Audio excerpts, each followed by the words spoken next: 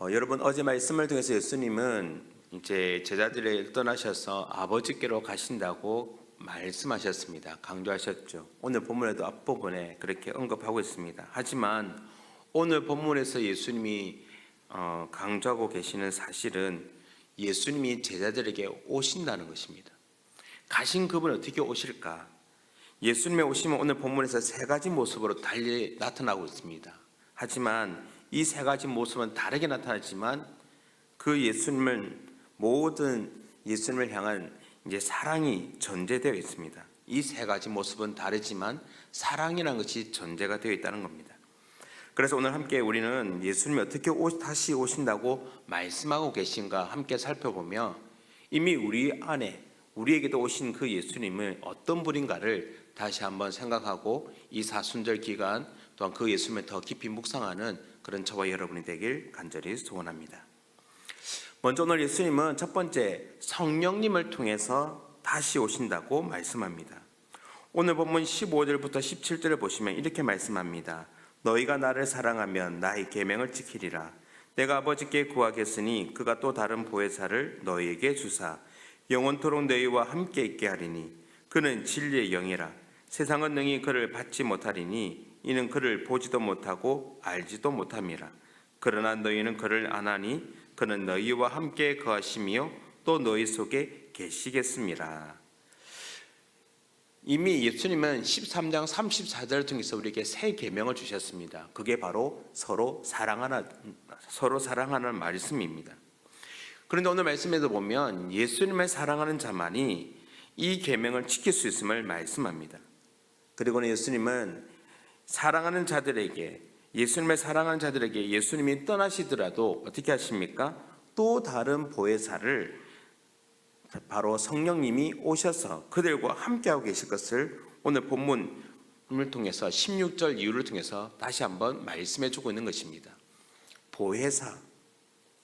보혜사는 법정에서 변호하는 사람 아니면 위로하고 돕는 사람을 뜻하는 말입니다. 즉 예수님은 성령님을 또 다른 보혜사라고 말씀하고 계십니다. 그러니까 성령님만이 보혜사가 아니라 오늘 보면 분명히 말하지 않습니까? 또 다른 보혜사, 그분이 바로 성령님이고 그래서 그 보혜사의 뜻대로 돕는 이 위로하는 그분이 바로 자신인 예수님 자신 또한 그 보혜사이심을 말씀하고 계신 것이죠. 여러분 성령님 오늘 본문 17절을 통해서 보는 것처럼 세상이 보지도 알지도 못하는 진리의 영이십니다. 그래서 그 제자들과 함께하고 계시고 그들 속에 계실 것을 말씀하고 있는 것입니다. 성령님은 예수님과 동일하게 그 제자들과 함께 하시면서 그들을 보호하실 것입니다. 이제 예수님은 육체로는 제자들을 떠나시겠지만 그런 어떻습니까? 다른 보혜사 성령님을 통해서 이 제자들을 보호하시고 함께 하실 것을 말씀하고 계신 것입니다. 오늘도 우리도 우리 안에 누가 거하십니까? 성령님이 거하시는 것이죠. 그래서 그 성령님이 오늘 우리와 함께 하시고 그 말씀이 결국 예수님이 다시 오겠다라고 말씀하신 그러한 의미를 담고 있음을 다시 한번 기억할 수 있기를 간절히 소원합니다. 두 번째 오늘 말씀을 보시면 예수님은 부활하심으로 다시 오신다라고 말씀합니다. 오늘 말씀 18절에 보시면 예수님은 그 제자들을 고아와 같이 버려두지 않겠다라고 말씀하십니다. 그래서 예수님은 무엇을 약속하셨습니까? 앞의 말씀처럼 또 다른 보혜사를 약속하셨음에도 불구하고 어떻게 말씀하시느냐? 다시 오겠다라고 하십니다. 내가 너희를 고아와 같이 버려두지 아니하고 너희에게로 오리라. 보혜사를 약속하셨는데 또 다른 보혜사이신 성령님을 약속하셨는데 내가 너에게 다시 오겠다라고 말씀합니다. 이는 부활하셔서 다시 제자들에게 오실 것을 예언하신 말씀인 것입니다. 여러분 세상 사람들은 부활하신 예수님을 보지 못했지만 제자들은 어떻습니까? 그들은 부활하신 예수님을 만났습니다. 제자들은 아버지 하나님과 부활하신 예수님과 이렇게 연합하는 기적을 체험했습니다. 이것은 당시 부활하신 예수님을 목격한 사도들에게만 주어진 약속이 아닙니다. 여러분 보십시오. 우리도 부활하신 예수님을 믿음으로써 주님과 동행하는 삶을 살고 있지 않습니까? 우리 모두는 예수님을 직접 본 적이 없습니다. 하지만 우리는 그 믿음 안에서 예수님과 함께 동행하는 삶, 더 나아가서는 다시 오실 그 예수님을 기대하는 삶을 살고 있는 것입니다. 그래서 오늘 예수님은 말씀하시는 겁니다. 성령을 통해서 내가 다시 오겠지만 또한 부활하신 그 예수님 모습을 통해서 다시 오시겠다. 오늘도 그러한 부활하실 예수님을 소망하며 바라보며 나가시는, 이제 이 사순절이 지나면 부활절이 있는데 그 기념하며 다시 한번 그 주님을 기대하며 바라보시는 그런 저와 여러분이 되길 간절히 소원합니다.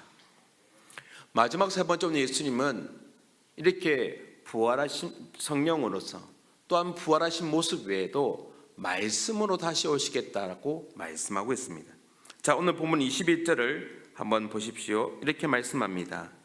나의 계명을 지키는 자라야 나를 사랑하는 자니 나를 사랑하는 자는 내 아버지께 사랑을 받을 것이요 나도 그를 사랑하여 그에게 나를 나타내리라. 이미 앞에 말씀드린 것처럼 우리는 예수님의 직접 얼굴을 뵙지 못했습니다.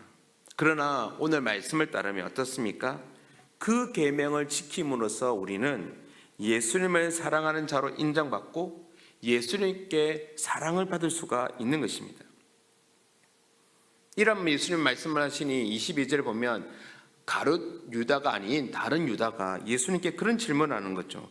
왜 예수님이 부활하신 모습을 제자들에게만 보여주시는지 질문하고 있습니다. 물론 제자들만 부활하신 예수를 만났습니다. 하지만 부활하신 예수님께 사랑을 받고 그분과 함께하는 그 은혜는 그 부활하신 예수님을 목격한 그들에게만 주어진 약속이 아닙니다. 이어지는 본문 23절과 24절을 보면 이렇게 말씀합니다.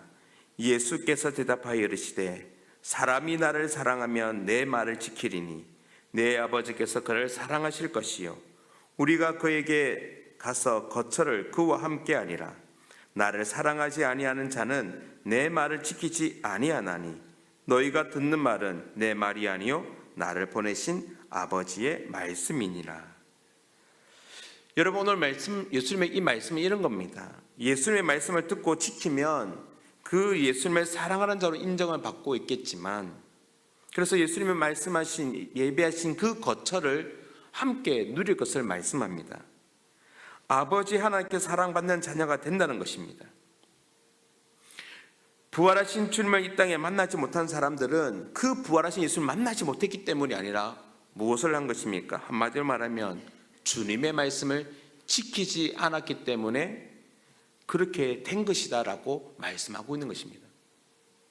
그러니까 예수님을 만나는 또 다른 방법은 우리에게 주신 약속의 말씀을 내가 행하고 지킴으로써 그 말씀으로 오신 예수님을 만날 수 있고 그 부활하신 예수님을 만날 수 있음을 가르쳐주고 언급하고 있는 것입니다. 앞에서도 말씀드린 것처럼 비록 우리는 예수님을 직접 뵙지는 못했지만 예수님은 말씀으로서 우리와 함께하고 계시고 우리는 그 말씀을 지킴으로써 예수님을 사랑하며 더 나아가 그분과 함께하는 제자로 살아갈 수 있음을 오늘 본문을 통해서 말씀하고 있는 것입니다. 사랑하는 성도님 여러분, 우리는 주의 말씀을 지키고 그분을 사랑함으로써 주님과 함께할 수가 있는 것입니다. 예수님은 성령으로서 또한 아버지의 그 사랑으로 우리와 함께 하십니다.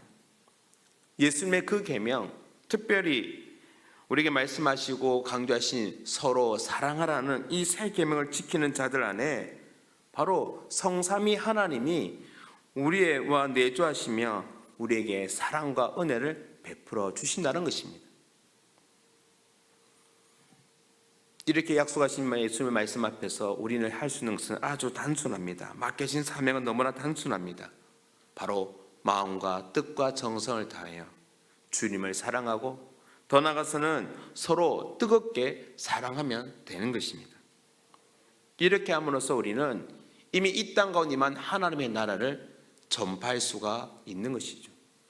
사랑하는 성도님 여러분, 우리 예수님은 그냥 간다고만 말씀하신 것이 아니라 오늘은 어떻게 말씀합니까? 오신다. 부활의 모습으로, 성령으로, 말씀으로 오시는 그 주님, 이미 우리는 경험하고 만나고 있습니다. 다시 오신 그 주님과 함께 진짜 재림의 주님을 오실 그 주님을 기대하며 이 사순절 더 주님을 묵상하며 또 생각하면서 이 사순절을 잘 보내시며 또 은혜롭게 보내시는 저와 여러분이 되길 간절히 소원합니다.